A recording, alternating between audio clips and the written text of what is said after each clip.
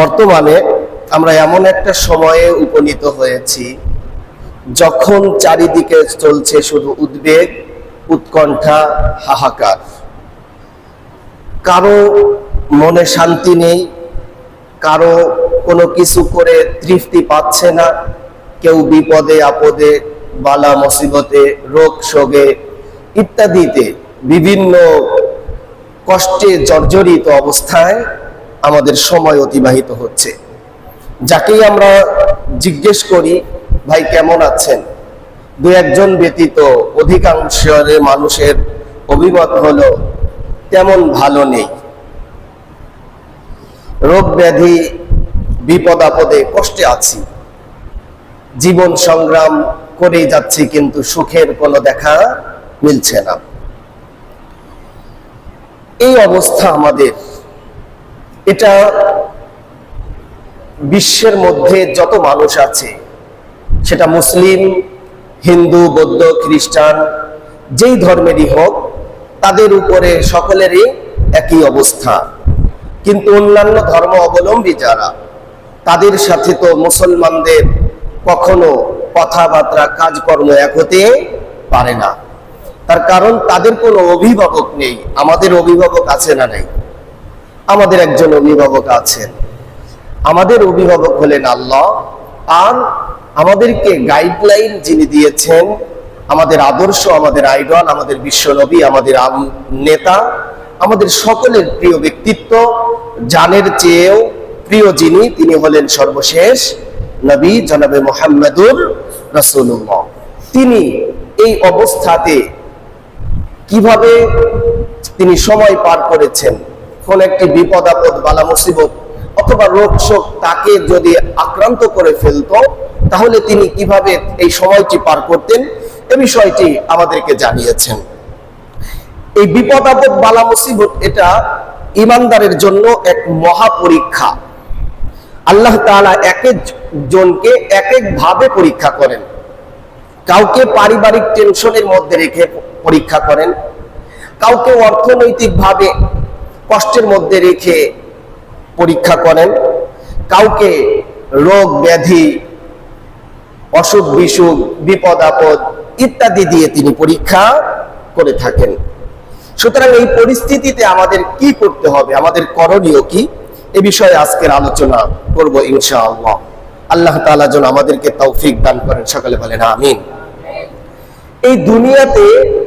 এই দুনিয়াটা সব সময় সকলে শান্তিতে থাকবে, বিষয়টি এমন নয়। আবার সব সময় একজন মানুষ বিপদের মধ্যেই থাকবে, বিষয়টি এমনও নয়। এজন্যই তো কবি বলেছে, কাবি সুখ হয় কাবি দুঃখ হয়, ইসকা নাম দুনিয়া হয়। কখনো সুখ, কখনো দুঃখ, এই দুইটার সমন্বয়ের জিনিসের নাম হলো দুনিয়া। এই পৃথিবীতে কেউ চিরকাল সুখী থাকে না, আবার চিরকাল কেউ দুঃখীও থাকে না। তাই সুখে দুঃখে সর্ব অবস্থাতে আল্লাহ তাআলার ফয়সালা মেনে নেওয়াই হলো একজন ইমানদারের দায়িত্ব এবং কর্তব্য। কারণ হচ্ছে, ইমানদার যদি দায়িত্ব এবং কর্তব্য হিসাবে সুখ দেওয়ার মালিকও আল্লাহ, আবার দুঃখ দেওয়ার মালিকও আল্লাহ, রোগ দেওয়ার মালিকও আল্লাহ, রোগ থেকে মুক্তি দেওয়ার মালিকও আল্লাহ, অসচ্ছল বানানোর মালিকও আল্লাহ, আবার অসচ্ছল কাটিয়ে সচ্ছলতা দান করার মালিকও আল্লাহ। এই ফয়সালাটা যদি কোনো ব্যক্তি, কোনো ইমানদার মেনে নিতে পারে, তখন দুঃখ আসবে, তার কষ্ট হবে না, মনে করবে এটা আমার আল্লাহর পক্ষ থেকে পরীক্ষা। বিপদে পড়বে, কষ্ট হবে না, বলবে এটা আমার আল্লাহর পক্ষ থেকে আমার মর্যাদা বৃদ্ধির জন্য এই ফয়সালা করা হয়েছে। তখন ওই মানুষটার মধ্যে একটা পরিবর্তন আসবে। আগে দুঃখ আসলে, কষ্ট আসলে, বিপদ আসলে সে মনে করত যে আমি সারা দুনিয়ার সবাই ভালো আছে, আল্লাহকে বিপদ আপদ, বালা মুসিবতের সময় খালি আমাকেই দেখে। কিন্তু যখন তার মধ্যে একটু চেঞ্জ হয়ে আসবে, এগুলো আল্লাহর ফয়সালা, তখন সে হাসি মুখে এগুলোকে বরণ করে নেবে। সম্মানিত হাজিরিন, এজন্য সুস্থতা যেমন আল্লাহ তাআলার নিয়ামত, তেমনি রোগ ব্যাধি, বিপদ আপদ, বালা মুসিবতও আল্লাহ তাআলার নিয়ামত। কেননা এই রোগ ব্যাধি, বালা মুসিবতের মাধ্যমে আল্লাহ তাআলা বান্দার গুনাহ মাফ করে থাকেন এবং আখিরাতে তার মর্যাদাকে বৃদ্ধি করে থাকেন। বলি সুবহানাল্লাহ। হাদিস শরীফের মধ্যে এসেছে আল মুআজামুল কাবীরের 6811 নম্বর হাদিসের মধ্যে নবী করিম সাল্লাল্লাহু আলাইহি ওয়াসাল্লাম বলেন, যখন কোন বান্দা বিপদ আপদ বালা মুসিবতের মধ্যে পড়ে সে যেন ঘাবড়িয়ে না যায়, সে যেন একেবারে হাই হতাশ করে না বেড়ায়, সে যেন এটাকে তার উপরে অনেক বড় মুসিবত মনে না করে, বরং সে যেন মনে করে এটা আল্লাহ তাআলার পক্ষ থেকে নিয়ামত। কেমন নিয়ামত সেটা রাসূল করিম সাল্লাল্লাহু আলাইহি ওয়াসাল্লাম বলেন।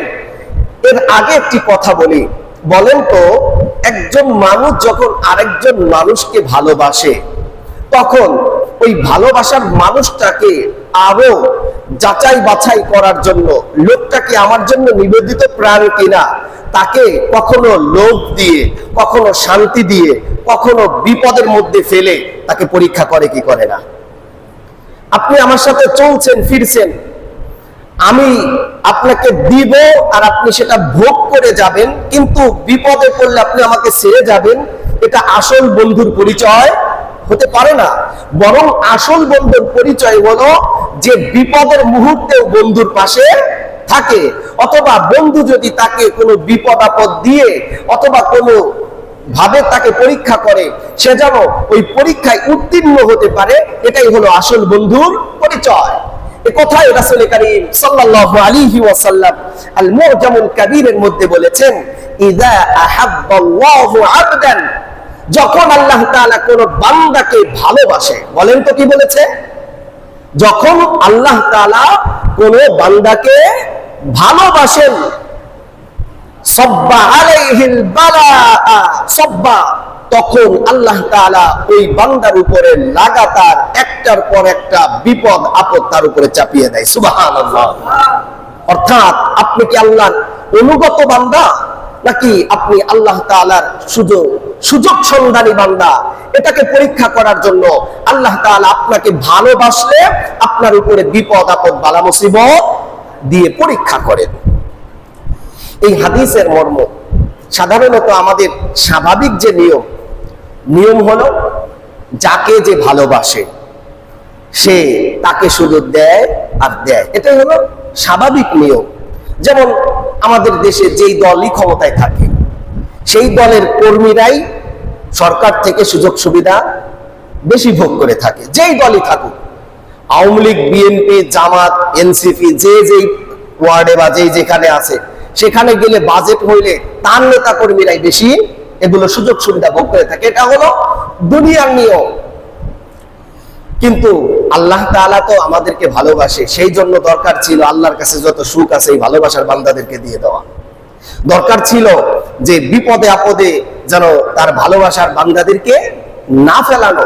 কিন্তু আল্লাহ তাআলার নিজাম হলো যে বান্দা আল্লাহর যত ভালোবাসার পাত্র হবে, বান্দা আল্লাহকে যত বেশি ভালোবাসবে, বান্দা ভালোবাসতে বাসতে আল্লাহ যখন তাকে ভালোবেসে ফেলবে, তখন ওই বান্দা কি আসলেই আল্লাহকে ভালোবাসে কিনা এটা পরীক্ষা করার জন্য তাকে বিপদ একটার পর একটা, হয়তো তার ব্যবসা বাণিজ্যের মধ্যে লস হয়ে গিয়েছে, বলেছে আলহামদুলিল্লাহ, বাড়িতে এসে দেখে বিবির সাথে তার একটা ঝগড়া হয়ে বিবির ডিভোর্স হয়ে গিয়েছে, তারপরেও আলহামদুলিল্লাহ, ছেলে সন্তানরা তার অবাধ্য হয়ে গিয়েছে, তারপরেও আলহামদুলিল্লাহ, সমাজের মানুষ তাকে দাম দিচ্ছে না, তারপরেও আলহামদুলিল্লাহ, সর্ব অবস্থায় আল্লাহ তাকে পরীক্ষা করার জন্য এই বিপদ আপদ তাকে দিয়ে থাকে।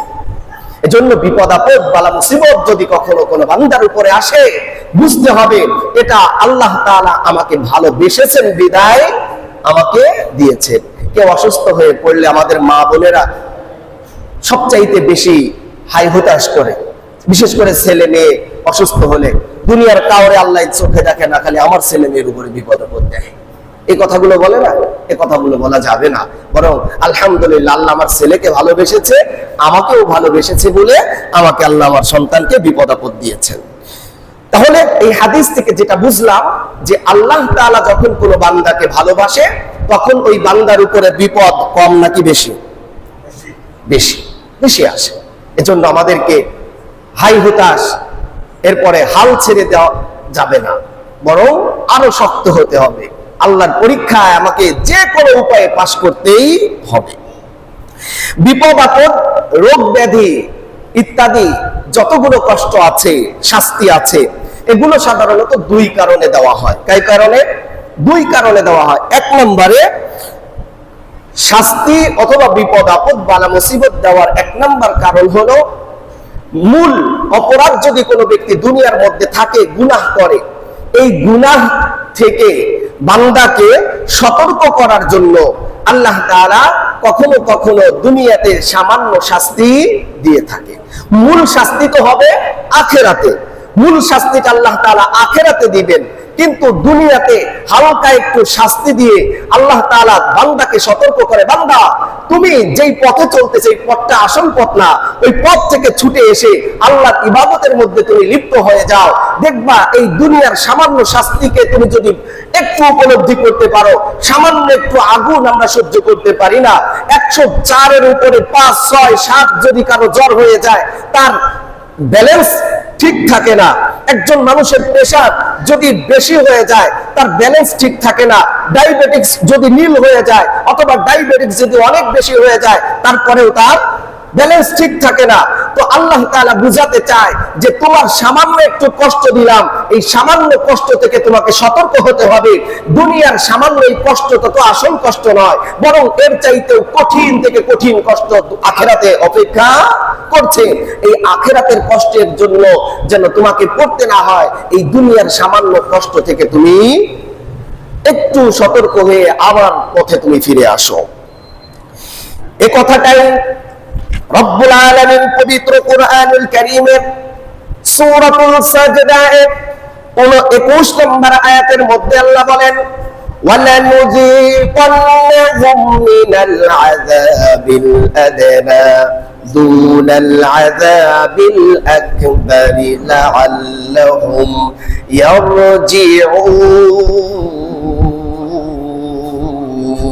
ইয়ারজিউন। আল্লাহ রাব্বুল আলামিন বলেন, ওয়ালানুযীকান্নাহুম মিনাল আযাবিল আদনা, আমি আমার বান্দাদেরকে সামান্য সামান্য অল্প অল্প ছোট্ট ছোট্ট আযাব শাস্তি দিয়ে আমি আমার বান্দাদেরকে সাধন করাই। দুনাল আযাবিল আকবার, আমি আখিরাতের বড় আযাব দিব না, বরং আখিরাতের আযাবটা হচ্ছে সবচাইতে বড় আযাব। বরং দুনিয়ার আযাবটা হলো যতই বড় আযাব হোক না কেন, যতই বড় শাস্তি হোক না কেন, আখিরাতের তুলনায় এটা একেবারেই ছোট, একেবারেই নগণ্য। এই দুনিয়ার আযাবের মাধ্যমে আমি আমার বান্দাদেরকে একটু সাধন করাই যে এই ছোট্ট আযাবটা যদি এত কঠিন হয়, এই ছোট্ট আযাবটা যদি এত কষ্টের হয়, এই ছোট্ট আযাবটা যদি এত অসহ্যনীয় হয়, তাহলে আখিরাতের আযাব এর চাইতে লক্ষ লক্ষ কোটি গুণে বেশি যন্ত্রণাদায়ক, এর চাইতে বেশি তোমার কাছে অসহ্যনীয়। ও বান্দা, লাআল্লাহুম ইয়ারজিউন, তোমাকে আমি এই কষ্টটা কেন দেই জানো? যাতে করে তুমি রবের পথে পাপ কাজ থেকে ফিরে আসতে পারো। সুবহানাল্লাহ। আল্লাহ রাব্বুল আলামিন আয়াতে কারিমার মধ্যে বললেন, দুনিয়ার মধ্যে যত বিপদ আপদ, শাস্তি, রোগ ব্যাধি ইত্যাদি যা কিছু দেওয়া হয়, বান্দা তোমার যদি গুনাহ থাকে, এই গুনাহ থেকে যেন তুমি ফিরে এসে আল্লাহর নেক কাজের মধ্যে লিপ্ত হতে পারো, এই জন্যই তোমাকে এই শাস্তি দেওয়া হয়। 2 নম্বরে আল্লাহ তাআলার পক্ষ থেকে রোগ ব্যাধি বিপদ আপদ বালা মুসিবত আসে নিয়ামত হিসাবে।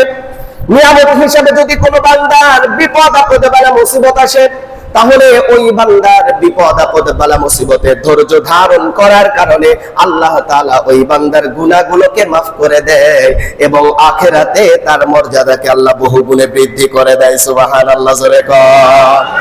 এখন প্রশ্ন হলো, কোনটা আমাকে শাস্তি দেওয়া হচ্ছে আর কোনটা আমার জন্য নিয়ামত স্বরূপ দেওয়া হচ্ছে, এটা বুঝবো কিভাবে? এইটা বুঝার জন্য পৃথক পৃথক 2টা রুলস আছে। 1 নম্বরে, যদি বালা মুসিবত, রোগ শোক ইত্যাদি আসার কারণে আপনার মধ্যে হাই হুতাশ বেড়ে যায়, যদি আপনি আল্লাহর ইবাদত থেকে দূরে সরে যান, যদি আপনি আল্লাহকে ভুলে যান, যদি এই বিষয় থেকে এই অধৈর্য হয়ে যান, এরপরে আল্লাহকে গালিগালাজ করেন, তাহলে বুঝতে হবে এই বিপদ আপদ বালা মুসিবত এটা আপনার জন্য নিয়ামত নয়, বরং আল্লাহর পক্ষ থেকে এটা আপনার জন্য শাস্তি স্বরূপ এসেছে। আমার অনেক নামাজি ভাইয়েরা, আমার অনেক নামাজি বোনেরা, তারা নামাজ করে, পর্দা করে, পুশিদা করে, সব কিছু করে, কিন্তু যখন বিপদ আপদে বালা মুসিবত এসে যায় তখন বলেন নামাজ পড়ে কি হবে? এই নামাজও পড়লাম, বিপদ আপদেও পড়লাম, আছে না নাই? তখন মানুষজন দূরে সরে যায়। বুঝতে হবে এই বিপদ আপদটা আপনার জন্য নিয়ামত নয়, বরং আপনার জন্য শাস্তি স্বরূপ দেওয়া হয়েছে। আপনি কয়েকদিন নামাজ পড়েছেন, নামাজ পড়ার পরে বিপদ আসবে। আপনি পড়ালেখা করেছেন, পড়ালেখা করার পরে 3 মাস পরে আপনাকে পরীক্ষা দিতে হবে। এখন পরীক্ষা দিতে গিয়ে যদি মনে করেন স্যার কেন পরীক্ষা নাই, স্কুলেই যাব না, আপনার মতো গাধা ছাত্র আর আছে? নাই। বরং আপনি যদি 3 মাস পড়ালেখা করেছেন, কি করেছেন, পরীক্ষা দিয়ে যদি উত্তীর্ণ হতে পারেন, আপনিই সাকসেস হয়ে যাবেন। কথা বলেন ঠিক কিনা? আমার ভাইয়েরা, আল্লাহ তাআলার পক্ষ থেকে আপনাকে যদি বিপদ আপদ বালা মুসিবত রক্ষক কোন শাস্তিতে ফেলা হয়, তাহলে আপনি যদি আল্লাহকে ভুলে না যান, আপনি যদি আল্লাহকে ভুলে যান, যদি আপনি আল্লাহকে যদি আমলের থেকে যদি সরে যান, আপনি যদি আল্লাহকে গালিগালাজ করেন, তাহলে বুঝতে হবে এটা আপনার জন্য বড় মুসিবতের কারণ, এটা আপনাকে জাহান্নামের দিকে নিয়ে যাবে। পক্ষান্তরে যদি আপনার রোগ হয়, আপনার অসুখ হয়, বিসুখ হয়, বিপদে আছেন, অসচ্ছল আছেন, গরিব আছেন, যেই অবস্থাতে আছেন, সেই অবস্থাতে যদি আপনি আপনার উপরে বিপদ আপদ আছে আর আপনি যদি মনে করেন যে এটা আল্লাহ তাআলার পক্ষ থেকে নিয়ামত হিসাবে দেওয়া হয়েছে, পরীক্ষা দেওয়া হয়েছে, সুতরাং মনে হয় আল্লাহ আমার ইবাদতগুলোকে কবুল করছেন, আল্লাহ আমাকে আরেকটু পরীক্ষা করার জন্য, আল্লাহ আমাকে আরেকটু আশ্রয় নেওয়ার জন্য, আল্লাহ হয়তো আমাকে বারবার এই পরীক্ষার গুলোর মধ্যে ফেলছে। আপনি আগে যদি 5 ওয়াক্ত নামাজ পড়তেন, এখন 5 ওয়াক্তের সাথে নফলও পড়েন, তাহাজ্জুদও পড়েন, আল্লাহর দিকে আগের চাইতে বেশি ধাবিত হয়ে যান। 2 নম্বরে আল্লাহর কাছে কান্নাকাটি করছেন, আল্লাহ বিপদ আপদে বালা মুসিবত রোগ শোক ইত্যাদি আপনি যাই দিয়েছেন না কেন, মালিক আমি জানি আমার অপরাধের কারণে, আমার গুনাহের কারণে এই অপরাধের মধ্যে হয়ে গিয়েছে, এই বিপদ আমার উপরে এসেছে, আল্লাহ দয়া করে মায়া করে আপনি আমাকে মাফ করে দেন।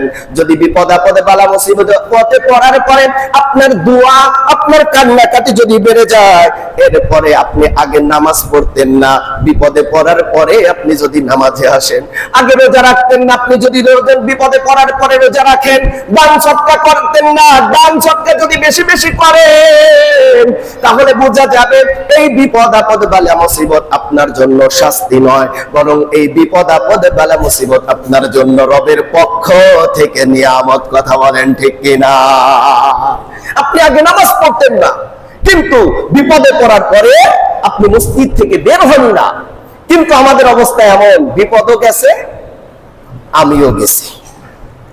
বিপদ যে কয়দিন আল্লাহর কাছে আমরা ততদিন, বিপদ যে কয়দিন মসজিদে ততদিন, বিপদ নাই মসজিদেও নাই, বিপদ নাই দান সদকাও নাই, বিপদ নাই কোনো কিছুই নাই। এটা কিন্তু নাফরমানির আলামত, কপাল পোড়ার আলামত। বিপদে পড়েছি অথবা সুখে দুঃখে যে অবস্থাতেই থাকি, সর্ব অবস্থাতে একজনের ইবাদত করতে হবে, তিনি কে? আমার ভাইয়েরা, আপনি যদি মনে করেন আল্লাহ আমাকে বিপদ দিয়েছে, এই বিপদ আপদ বালা মুসিবতে পড়ার কারণে আমি নামাজ পড়বো না, লস কি আল্লাহর? আল্লাহর লস? আল্লাহর কোনো লস নাই। আপনি নামাজ পড়লেও আল্লাহর লস নাই, আপনি নামাজ না পড়লেও আল্লাহর কোনো ক্ষতি নাই। এজন্য আমার ভাইয়েরা, আমার লাভের জন্য, আমার ক্ষতির জন্য, আমার ইমানের জন্য, আমার আমলের জন্য নামাজ পড়ব, রাজি আছেন তো ইনশাআল্লাহ? আল্লাহ কবুল করেন, সকলে বলেন আমিন। আপনাকে যে পরীক্ষা নেওয়া হচ্ছে, যেই পরীক্ষা যত কঠিন, সেই পরীক্ষার পুরস্কার ছোট না বড় হয়? ছোট না বড়? বড়। যত বড় পরীক্ষা তত বড় পুরস্কার। কথা বলেন ঠিক কিনা? আমার ভাইয়েরা, আমার কথা নয়, তিরমিজি শরীফের 2396 নম্বর হাদিসের মধ্যে নবী করিম সাল্লাল্লাহু আলাইহি ওয়াসাল্লাম বলেছেন, ইন্না আ'যামাল জাযাই মা'a আ'যামিল বালা'i। পরীক্ষা যত বড়, এই পরীক্ষার পুরস্কারও আল্লাহর পক্ষ থেকে তত বড়। সুবহানাল্লাহ, জোরে কোন। ওয়া ইন্নাল্লাহা তাআলা ইযা আহাব্বা কওমান ইবতিলাহুম। আল্লাহর রাসূল বলেন, যখন কোন কওমকে আল্লাহ তাআলা ভালোবাসেন, ইবতালাহুম, তখন তাদেরকে বিপদ আপদের সম্মুখীন করেন। চিৎকার মেরে বলেন না আল্লাহু আকবার। তাহলে বিপদ আপদ আসলে বোঝা যাবে আল্লাহ আমাকে ভালোবাসতেছেন নাকি বুঝতে হবে আল্লাহ মনে হয় আমার সাথে শত্রুতামি শুরু করছে। এটা বোঝার কোনো অপশন আছে? নাই। বরং আল্লাহ আমাকে ভালোবাসছেন বুঝায় আমাকে বিপদ আপদের মধ্যে ফেলেছেন, যে আমাকে কতটুকু ভালোবাসতে পারে আর আমি কতটুকু ধৈর্য ধারণ করতে পারি, আমি এটা ইনশাআল্লাহ দেখিয়ে দিই। আল্লাহর রাসূল বলেন, যখন বিপদ আপদে বালা মুসিবত আসে, যেই ব্যক্তিটা বিপদ আপদে বালা মুসিবত আসার পরে আল্লাহর উপরে সন্তুষ্ট থাকে, যেটা আল্লাহর পক্ষ থেকে নিয়ামত দেওয়া হয়েছে, ফালাহুর রিদা, তখন আল্লাহ তাআলার সন্তুষ্টিটা ওই বান্দার জন্য হয়ে যায়। সুবহানাল্লাহ। আপনি বিপদ আপদে পড়েছেন, আপনি বিপদ আপদে পড়ার পরে বললেন আল্লাহ আমাকে পরীক্ষা করতেছে, আলহামদুলিল্লাহ। আল্লাহ বলবে কি, বান্দা তুই যখন বিপদ আপদে পড়ে তুই আমার প্রতি সন্তুষ্টি প্রকাশ করেছিস, যা বান্দা আমিও তোর প্রতি সন্তুষ্ট হয়ে গেলাম। সুবহানাল্লাহ। বিপদ আপদে পড়ার ফজিলত আছে না নাই? গুনাহমুক্ত তো আছে, আল্লাহ আপনার প্রতি সন্তুষ্ট হয়ে যাচ্ছে। আবার ওমান সাখাতা, যেই ব্যক্তিরা বিপদ আপদ বালা মুসিবতের মধ্যে পড়ে আল্লাহর উপরে অসন্তুষ্ট হয়ে যায়, আল্লাহর ইবাদত করি বেশি, বিপদ দেয় বেশি, আল্লাহর আমারে ছাড়া অন্য কাউরে দেখে না, এইরকম যদি কোন ব্যক্তি অসন্তুষ্টি প্রকাশ করে, ফালাহু সাখতু, ওই ব্যক্তির উপরে আল্লাহ বড় অসন্তুষ্ট হয়ে যায়। নাউযুবিল্লাহ, জোরে কোন। এজন্য আমাদেরকে বিপদ আপদ বালা মুসিবত রোগ শোক ইত্যাদি যখনই যেই পরিস্থিতির সম্মুখীন হই না কেন, সন্তুষ্ট থাকতে হবে একজনের প্রতি, তিনি কে? আল্লাহ। যাকে যত বেশি ভালোবাসেন তাকে তত বেশি বিপদ আপদ বালা মুসিবত দিয়ে থাকেন। সুবহানাল্লাহ, জোরে বলেন। আমার ভাইয়েরা, এই দুনিয়ার মধ্যে যত আল্লাহর প্রিয় মানুষ ছিলেন, সমস্ত প্রিয় মানুষদেরকে আল্লাহ তাআলা পরীক্ষা করেছেন। বলেন তো, দুনিয়ার মধ্যে আল্লাহর সবচাইতে প্রিয় ব্যক্তিগণ হলেন কারা? নবীরা। কারা? নবীগণ হচ্ছে সবচাইতে বেশি প্রিয়। এই জন্য প্রিয় মানুষের উপরে বিপদ আপদ আল্লাহ বেশি দিয়েছেন। যেমনটি কানজুল উম্মাহ নামক হাদিসের কিতাবে 6783 নম্বর হাদিসের মধ্যে নবী করিম সাল্লাল্লাহু আলাইহি ওয়াসাল্লাম বলেছেন, আশাদ্দুন নাসি বালাউল আম্বিয়া সুম্মাল আমসালু বিল আমসাল। মানুষদের মধ্যে সবচাইতে বেশি বিপদ আপদে বালা মুসিবতের সম্মুখীন হয়েছেন নবীগণ। কারা? জোরে বলেন। বলেন তো, নবীগণ কি আল্লাহর শত্রু নাকি সবচাইতে প্রিয় বন্ধু? আল্লাহর সবচাইতে প্রিয় বন্ধু হয়েছেন যারা বিপদ আপদ বালা মুসিবতে বেশি পড়েছেন তারা। অর্থাৎ যাকে যে বেশি ভালোবাসে তাকে আল্লাহ বেশি পরীক্ষা করে। সুবহানাল্লাহ, জোরে কোন। অপরদিকে আল্লাহ যাকে ভালোবাসে না তাকে একটু জ্বরও দেয় না, সর্দি কাশিও দেয় না। বলেন তো, ফিরাউনকে চেনেন কি চেনেন না? দেখছেন কোনদিন? দেখেন নাই, কিন্তু চিনি আমরা সবাই। চিনি না? ফিরাউনকে দেখি নাই, নমরুদ, হামান, কামান, আবু জাহেল এদেরকে আমরা দেখি নাই, কিন্তু এদেরকে আমরা সবাই চিনি। একটাই পরিচয়, সেটা হলো ইসলামের শত্রু, আল্লাহর শত্রু, নবীদের শত্রু, মুসলমানের শত্রু। কথা বলেন ঠিক কিনা? এরকম ভাবে যদি এখনো কোন ফিরাউন, নমরুদ, আবু জাহেল যদি ইসলামের বিপক্ষে, আল্লাহ রাসূলের বিপক্ষে অবস্থান নেয়, তারাও মুসলমানদের শত্রু, ইসলামের শত্রু, আল্লাহ রাসূলের শত্রু। কথা বলে ঠিক কিনা? এজন্য আমার ভাইয়েরা খুব খেয়াল করতে হবে। ফিরাউন 300 বছর পর্যন্ত রাজত্ব করেছে। এই দীর্ঘ বছর 300 বছরের মধ্যে ফিরাউনের 1 ফোঁটা জ্বর, সর্দি, কাশি পর্যন্ত হয় নাই। সুবহানাল্লাহ কবেন, নাউজুবিল্লাহ। কি বলতে হবে? নাউজুবিল্লাহ। আমার ভাইয়েরা, এই সর্দি, জ্বর, কাশি ইত্যাদি না হওয়ার এক পর্যায়ে তার শক্তি বেশি হওয়ার কারণে, সেনা সামন্ত, যুদ্ধ সমরাস্ত্র বেশি থাকার কারণে এক পর্যায়ে এই ফিরাউন নামক লোকটা সে আল্লাহর সাথে যুদ্ধ শুরু করে দিল। অর্থাৎ আল্লাহ, সে নিজেকেই রব হিসাবে মানুষের কাছে পরিচয় দিতে শুরু করলো। এইবার চিৎকার মেরে বলেন না নাউজুবিল্লাহ। তাহলে ফিরাউনের 300 বছর রাজত্বের টাইমে একদিনে জ্বর, ঠান্ডা কিচ্ছু হয় নাই। অপরদিকে হযরত ইব্রাহিম আলাইহিস সালাতু ওয়াস সালাম, তার একটা উপাধি আছে, বলেন তো সেই উপাধির নাম কি? খলিল। ইব্রাহিম খলিলুল্লাহ। খলিল হচ্ছে আল্লাহর অন্তরঙ্গ বন্ধু, খুব কাছের বন্ধু। কথা বলেন ঠিক কিনা? Close friend. আল্লাহ তাআলার প্রিয় একজন মানুষ হচ্ছে ইব্রাহিম আলাইহিস সালাম। আল্লাহর যত প্রিয় যত মানুষ হয়, ওই ব্যক্তির বিপদ আপদ তত বেশি।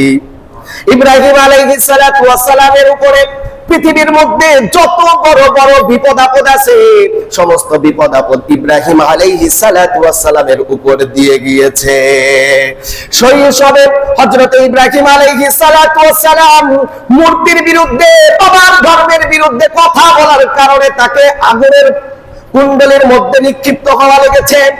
আবার যখন যৌবন বয়সে বিয়ে শাদী করেছে, 86 বছর তো পর্যন্ত আল্লাহ তাকে নিঃসন্তান রেখে পরীক্ষা করেছেন। আবার যখন 86 বছর বয়সে সন্তান হয়ে গেল, সন্তান হওয়ার পরে আল্লাহ তাআলা এই বৃদ্ধ বয়সেও এই সন্তানকে কাছে রাখা যাবে না, তাকে ওই মক্কা নামক একেবারে জনমানবহীন জায়গার মধ্যে তোমরা রেখে আসো, এই পরীক্ষা নিলেন। আবার সন্তানটা যখন একটু বড় হলো, বাবার সাথে চলাফেরা করতে পারে, বাজারে যাইতে পারে, বিভিন্ন কথাবার্তা যখন বাবার সাথে বলতে পারে, ওই মুহূর্তে ইব্রাহিম আলাইহিস সালাতু ওয়াস সালামকে নির্দেশ দেওয়া হলো, তুমি তোমার সন্তানকে আল্লাহর জন্য কুরবানি করো। বলেন তো শৈশবের পরীক্ষাটা ছোট ছিল না বড় ছিল? এরপরে যৌবন বয়সে সন্তান না হওয়ার কষ্ট ছোট না বড়? আবার সন্তান হয়েছে, এই কলিজার টুকরা, চোখের মনি সন্তানকে দূর নির্বাসনে রেখে আসাটাও কষ্ট ছোট না বড়? এরপরে তাকে আবার নিজ হাতে কুরবানি করার পরীক্ষাটাও ছোট না বড়? আল্লাহ রাব্বুল আলামিন তার প্রিয় খলিল হযরত ইব্রাহিম আলাইহিস সালাতু ওয়াস সালামকে এত বড় বড় কঠিন পরীক্ষার মধ্য দিয়ে টাইম পার করায়ছেন। আল্লাহর নবী ইব্রাহিম কোনোদিন ধৈর্য হারা হয় নাই, বরং প্রত্যেকটা পরীক্ষায় গোল্ডেন মার্ক নিয়ে পাস করেছেন। সুবহানাল্লাহ। জোরে কর। এজন্যই তো আল্লাহ তাআলা আমাদের জাতির পিতা মুসলমানদের জাতির পিতা হিসাবে ইব্রাহিম আলাইহিস সালাতু ওয়াস সালামকে নির্বাচন করেছেন। বলেন, আমরা যদি তার সন্তান হয়ে থাকি, তাহলে বিপদ আপদে বালা মুসিবতে আমাদের কি ঘাবড়ানো দরকার আছে? আমাদের কি একেবারে হাই হুতাশ করার দরকার আছে? নাই নাই নাই। এজন্য সকলের কাছে উদারত আহ্বান থাকবে, বিপদ আপদে বালা মুসিবত যাই আসুক না কেন, সর্বদা ধৈর্য করব একজনের উপরে, তিনি কে? হযরত জাকারিয়া আলাইহিস সালাতু ওয়াস সালাম ইসলামের দাওয়াত দিতে গিয়েছেন।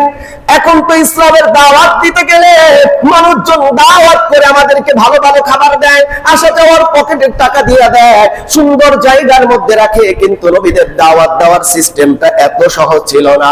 নবীরা যখন ইসলামের দাওয়াত দিয়েছেন, নবীদেরকে মারার জন্য মানুষগুলো তেড়ে এসেছে।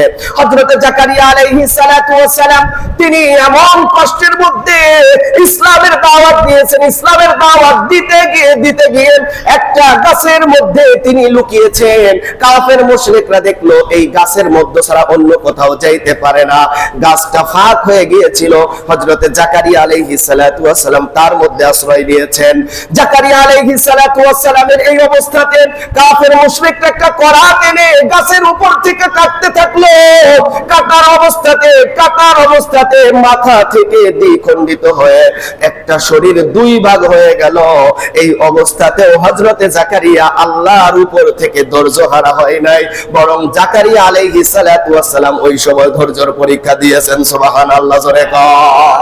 হযরতে আইয়ুব আলাইহিস সালাতু ওয়াস সালাম তিনি এত সুন্দর সুঠাম দিকের অধিকারী ছিলেন, তিনি এত সাম্রাজ্যের অধিকারী ছিলেন, তার অনেক সন্তান ছিল, অনেক ধরনের সম্পদের অধিকারী তিনি ছিলেন। হযরতে দাউদ আলাইহিস সালাতু ওয়াস সালামের ব্যাপারে শয়তান চ্যালেঞ্জ করলো, আল্লাহ তুমি তারে বেশি সম্পদ দেছো বলে সে তোমারে বলে না, বেশি ইবাদত বন্দেগী করে। আল্লাহ কয়, না রে শয়তান, না, বরং আমার আইয়ুব আমার জন্যই ইবাদত করে। চিৎকার মেরে বলবেন না আল্লাহু আকবার। আমার আল্লাহ তাআলার কাছে শয়তান বলে, চ্যালেঞ্জ হয়ে যাক, আল্লাহ আপনার আইয়ুব সম্পদের জন্য ইবাদত করে। তখন আল্লাহ তাআলার সাথে চ্যালেঞ্জ করে আল্লাহ বলেন, ওকে বিপদ আপদ বালা মুসিবত সব দিয়ে দেওয়া হলো। হযরতে দাউদ আলাইহিস সালাম, হযরতে আইয়ুব আলাইহিস সালাতু ওয়াস সালামের শরীর থেকে প্রত্যেকটা অঙ্গ প্রত্যঙ্গের মধ্যে পোকা জর্জরিত করে ফেললো, কিরা শুরু হয়ে গেল। এইভাবে মানুষের শরীর থেকে তার থেকে অনেক দুর্গন্ধ সৃষ্টি হতে লাগলো। মানুষের দূরে চলে যায়। এক পর্যায়ে একটা কিরা তার ঠোঁট থেকে পড়ে যায়, আল্লাহর কাছে বলে, আল্লাহ শরীরের অঙ্গ প্রত্যঙ্গ গুলো পোকাই খেয়ে ফেলেছে, কোনো অভিযোগ নাই, মালিক এই জিহ্বার মধ্যে আপনি পোকা লাগায়া দিয়েন না, তার কারণে এই পোকা যদি জিহ্বায় লেগে যায় আমি আপনার আল্লাহ আল্লাহ আল্লাহ এই জিকিরটা আমি করতে পারবো না। হযরত আইয়ুব আলাইহিস সালাতু ওয়াস সালামের এই কথা বলার পরে আল্লাহ তাআলা হযরতে আইয়ুব আলাইহিস সালাতু ওয়াস সালামকে পরিপূর্ণ সুস্থ করে দেয়। সুবহানাল্লাহ, জোরে কর। আমার ভাইরা, এই রকম বিপদ কি আমাদের জীবনে আসার সম্ভাবনা নাই? এত কষ্টের পরেও নবীগণ আল্লাহরকে ধৈর্য হারা হয় নাই। আমরাও তাদের উত্তরসূরি হিসাবে আমরাও ধৈর্য হারা হব না। রাজি আছি তো ইনশাআল্লাহ? আমার ভাইরা, সর্বশেষ আমাদের নবী হযরতে মুহাম্মদুর রাসূলুল্লাহ সাল্লাল্লাহু আলাইহি ওয়াসাল্লাম তিনি কত কষ্ট করেছেন। আল্লাহর নবীর স্ত্রী আম্মা জান হযরত আয়েশা রাদিয়াল্লাহু তাআলা আনহা বলেন, মা রাআইতু আহাদান আশাদ্দু আলাইহিল ওয়াজউ মিন রাসূলিল্লাহি সাল্লাল্লাহু আলাইহি ওয়াসাল্লাম, আমি আল্লাহর রাসূল সাল্লাল্লাহু আলাইহি ওয়াসাল্লামের চাইতে অন্য কাউকে বেশি রোগগ্রস্ত দেখি নাই। ও আমার ভাইয়েরা, নবীর জন্য এই দুনিয়া সৃষ্টি হইল, আর এই নবীর ঘরেই দুনিয়া নাই। নবীর ঘরে দীর্ঘ 2 মাস পর্যন্ত কোনো রান্না বান্না হয় নাই। নবী পেটে পাথর বেঁধে দুনিয়ার মধ্যে, তার দুনিয়ার মধ্যে এই দাওয়াতি মিশন তিনি পরিচালনা করেছেন। কাফেরদের পক্ষ থেকে কত দুঃখ কষ্ট নবীকে দেওয়া হয়েছে। এই বিপদ আপদ বালা মুসিবত, এই আল্লাহর নবীকে আল্লাহ বেশি ভালোবাসতেন বলে বিপদ আপদ বালা মুসিবত বেশি দিয়েছেন। বুঝতে হবে, দুনিয়ার মধ্যে যারাই বিপদে পড়বে, আপদে পড়বে, অসুখে বিসুখে, রোগ ব্যাধিতে, শাস্তির মধ্যে পড়বে, বুঝতে হবে আল্লাহ আমাদেরকে বেশি ভালোবাসে। কথা বলেন ঠিক কিনা? বিপদ আপদে ধৈর্য হারা হলে হবে না, বরং আমাদেরকে আল্লাহর উপরে ধৈর্য ধারণ করে থাকতে হবে। সুবহানাল্লাহ, জোরে কর। বুখারী শরীফের 5645 নম্বর হাদিসের মধ্যে বলেন, যদি কোনো ব্যক্তি বিপদ আপদে বালা মুসিবতে সবর করতে পারে, ধৈর্য ধারণ করতে পারে, তার পুরস্কার কি হবে? নবী বলেন, মান ইউরিদিল্লাহু বিহি খায়রা ইউসিবহু বিহি, আল্লাহ যার কল্যাণ চায় আল্লাহ তাআলা তাকে বেশি বেশি বিপদ দিয়ে থাকে। সুবহানাল্লাহ, জোরে কর। এরপরে নবী বলেছেন, আস-সাবরু সাওয়াবুহু আল জান্নাহ, যদি কোনো ব্যক্তি বিপদে আপদে বালা মুসিবতে ধৈর্য ধারণ করতে পারে, তাহলে তার প্রতিদান, তার সওয়াব হলো একমাত্র জান্নাত। সুবহানাল্লাহ, জোরে কর। আমার ভাইয়েরা, এরপরে রাসূল করিম সাল্লাল্লাহু আলাইহি ওয়াসাল্লাম বলেছেন তিরমিজি শরীফের মধ্যে, যে রোজ কিয়ামতের ময়দানে যারা দুনিয়ার মধ্যে সুস্থ আছে, এই সুস্থ থাকা মানুষগুলো যখন কিয়ামতের দিন দেখবে যে বালা মুসিবতে আক্রান্ত মানুষদেরকে যেই পরিমাণ পুরস্কার দেওয়া হচ্ছে, সেই দিন তার আফসোস করতে থাকবে। আল্লাহু আকবার, জোরে বলেন। আফসোস করে বলবে, হায় আল্লাহ, যদি এই দুনিয়াতে সুস্থ না থেকে যদি অসুস্থ থাকতাম, আমার শরীর থেকে যদি কাঁচি দিয়ে গোস্ত আপনার রাস্তায় নিয়ে যাওয়া হতো, অথবা বিপদ আপদের মধ্যে আমি যদি পড়ে যেতাম, তাহলে আজকে এত বড় পুরস্কার পেয়ে যেতাম। সুতরাং বিপদ আপদে পড়লে দুনিয়ার কষ্টটা আখিরাতের জন্য আমরা রেখে দেবো ইনশাআল্লাহ। আল্লাহ তাআলা আমাদেরকে তৌফিক দান করেন, সকলে বলেন আমিন। এরপর আল্লাহ তাআলা বলেছেন, ইয়া আইয়ুহাল্লাযীনা আমানু ইসতাঈনু বিস-সাবরি ওয়াস-সালাহ, হে আমার বান্দারা, ঈমানদার বান্দারা, তোমরা সাহায্য প্রার্থনা করো বিস-সাবরি, সবরের মাধ্যমে, ওয়াস-সালাহ, এবং নামাজ আদায় করার মাধ্যমে। ইন্নাল্লাহা মা'আস-সাবিরিন, নিশ্চয় যদি তোমরা ধৈর্যশীল হতে পারো, তোমাদের সাথে আল্লাহ রাব্বুল আলামিন রয়েছেন। সুবহানাল্লাহ বলে। এজন্য ধৈর্য ধারণ করতে হবে। আল্লাহ তাআলা যেন বিপদ আপদ বালা মুসিবতে আমাদেরকে ধৈর্য ধারণ করার মতো তৌফিক দান করেন, সকলে বলেন আমিন।